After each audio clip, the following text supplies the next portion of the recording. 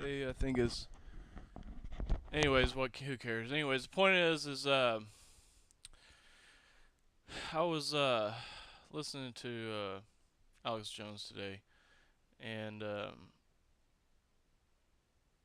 gotta be honest with you, I'm a little leery of the whole excuse me, Ted Cruz fascination. I think you can still hear me. I'm just gonna do this quick video real quick. I don't know how long I'm gonna be alone here in the house. I don't like really doing this around other people because there's some seriously screwed up people in this world, and I can't get away from 'em. Anyways, the point is a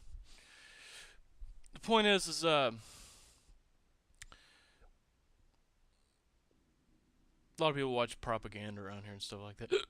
You know, most of the stuff that comes on past I don't know 5, 6 o'clock at night. If it has to do if it's a series of any kind, it's serious propaganda, and the people are disgusting, man. I'm not really fond of my roommate right now, to be honest. The last thing I said to him was it's irrelevant. The point of the story is um that I don't know. I mean, I heard him say something about Ted Cruz is good or something. Look, I'm not gonna get into it. I think Ted Cruz probably said something positive. Maybe he wanted to reinforce that. I would just really reinforce the idea that he brought up the other day, which is that Rand Paul's about 97% good and Ted Cruz is about 95% good. He's not 95% good, trust me. Okay, he's so bad.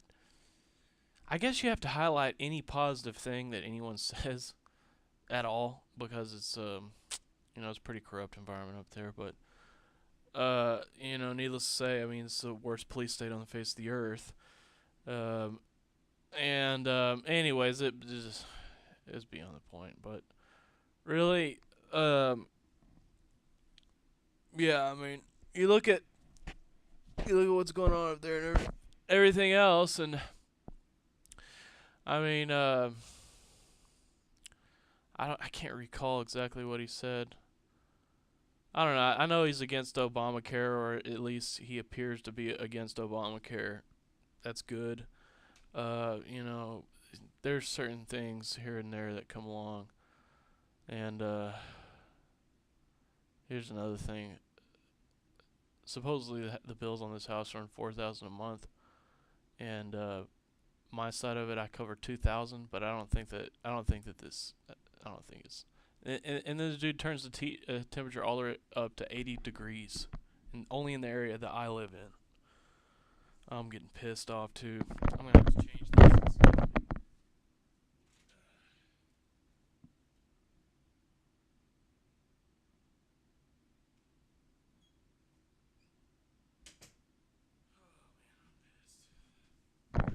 I get pissed real easily, and whenever it gets hot, I get really, really pissed off. And this dude is totally pathetic, man. And I'll use the example of the Pharisees again, and I think a lot of people have probably picked up on my argument, so it may sound overused, but just go back and see how long I've been talking about this.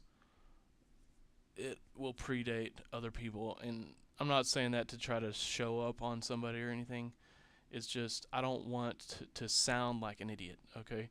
But the point of the story is that this dude, I mean, it's impossible. I finally realized it's going to be impossible to negotiate with him, and I'm just going to have to just not be nice to him at all because you can't negotiate with that kind of narcissism. I mean, like I was sitting out my car listening to the radio, and the dude just opens up the blinds and just stares at me, and I'm looking at him and I wave, and I'm just like, and then he waves back and then just stands there, dude, and it's like cause he's sober, and this is why I use the example of the Pharisees.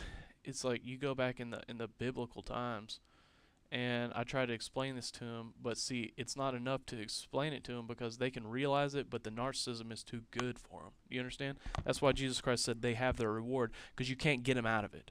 You know what I'm saying? They have their pettiness, and they're thriving on that. They can't get over it. Okay, so what I'm saying is, like, for him, man, I mean, the drug war has really empowered these people, and for him, he never really had a drinking problem, but he's got to get up at 5 o'clock in the morning and go and do these AA meetings. And see, this is what I'm saying.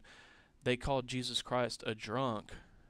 Okay, the Pharisees called Jesus Christ a drunk. Okay, because it's about, oh, I'm a good person if I'm sober. Oh, if you're a good person if you're sober. You know what I mean? It doesn't make any sense, but you can't rationalize with it. You can't get through to them. Do you understand? Because that's more or less a cult-like behavior, like reading Eckhart Tolle books and like that's a cult leader. You know what I mean? And like nobody died on a cross, nobody raised anybody from the dead. You're not speaking timeless truth. This isn't a real religion. So either way, this is stuff I need to probably get off my chest, man. And I hate to do it, but I mean, you look at how many views I get on my YouTube channel. It doesn't matter. you know, this may be a video that just gets a lot of views, but it's like rolling the dice. So you never know which ones are gonna get views, and then I'll have a video that gets 400 views and gets 20 views a day, or my whole channel gets about 20 views a day. So that you got views, but either way, the point of the story is that that's what I'm saying. You can't rationalize with it. You know what I mean? That's like Jesus Christ. He said you could see a miracle right now and you couldn't be changed. The narcissism's too good for him. You know what I'm saying? The pettiness is too good for him. The holier than thou, the self-righteousness, it's too good, and you can't negotiate with it. So that's why he said, I came to divide, not unite, because I think he said that even concerning your family members, because he wants you to feel justified, to just get the hell away from them. You know what I'm saying? You can forgive people and just stay the hell away from them. You know what I mean? You don't have to be nice to somebody and forgive them. You don't have to associate yourself with somebody and forgive them. It's difficult. It's difficult to do it because we all need interaction, and I think it's getting to a point in society where that's so much. There's so much of this everywhere. It's like being in a room full of zombies, literally zombies with flesh falling off their faces, drooling out the side of their mouth. I mean, this is what's coming for America anyway. You might as well call it that. So I mean, you look at all the poisoning and all the enslavement and just the mindlessness. So I mean, and just put an Obama sticker on my car and just put a Bush sticker on my car. You know what I'm saying? And so I mean, it might as well be in a way, and it's creepy. Those movies where when I was a kid, one of my family members and I, we used to play Resident Evil. And we could never really get through it because we would be like, dude, this is scary, So anyways, and so,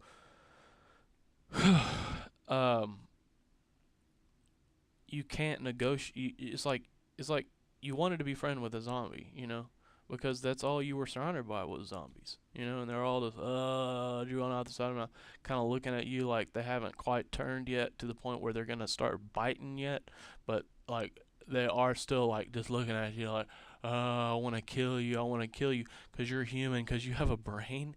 Like, dude, like you know how zombies want brains. I mean, this is like, it's creepy, man.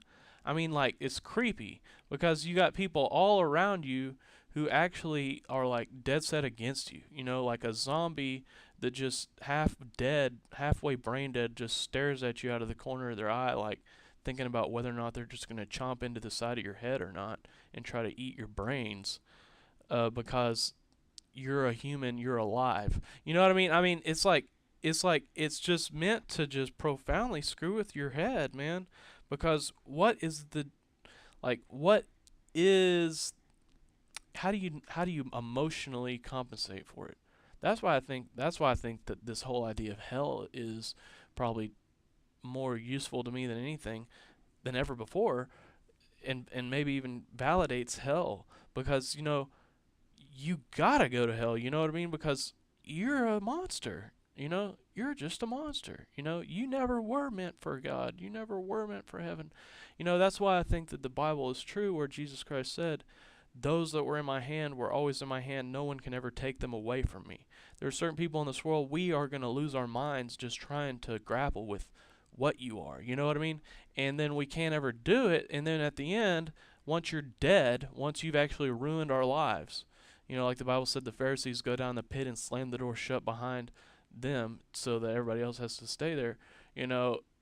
Once we've lost our mind and wasted our entire lives trying to grapple with you and your disgusting, you know, inexistent. I mean, you weren't even there. What were you? Were you a wind-up toy? Were you Satan's wind-up toy? I mean, did you really consciously make that decision? And it's like, dude, I guess you're going to hell. You know what I mean? Because like, you don't get away with hurting innocent people. You don't get away with that at the end. You know what I mean? Did you think that? Did you think that God was going to look at you? It's like, I can just feel the universe tell me, Tanner, I just understand at the end of all this, I'm going to judge these people because, do you understand that? Just try to understand that. You know what I mean? Try to just have peace, Tanner. Just try, man. You know what I mean? Because, that's it. I mean, it's like, there's no way. I mean, it just seems, and I know now it's a revelation to me. You're going. You know what I mean? It's just, yeah. It's like you are Satan's army. You really are. And that's really intriguing to me. That's very fascinating. To think that Satan is real and that there's really demons, running around in human form, and to think, you know what I mean, that was actually true. And, you know,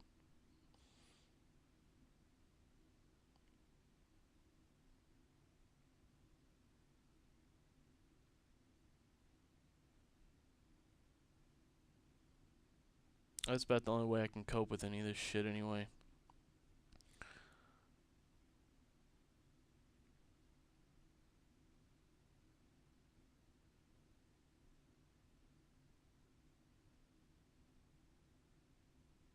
So, anyways, I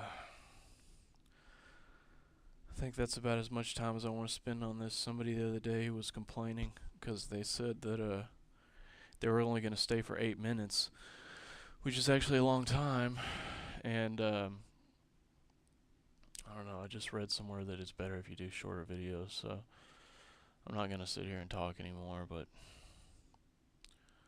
anyways, go through the description. There's a lot of information there about enslavement.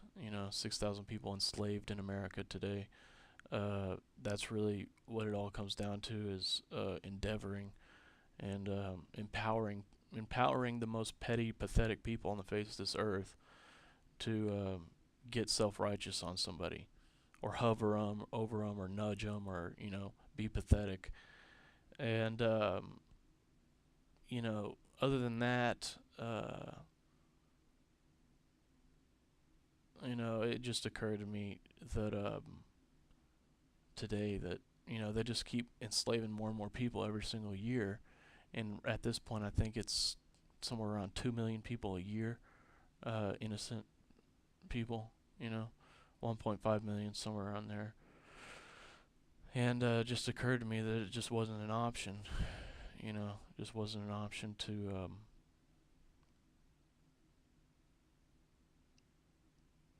hold on.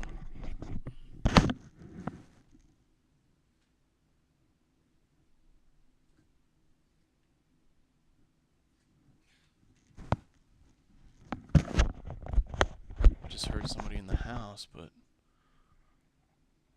nobody's here. So anyways, occurred to me today that wasn't an option.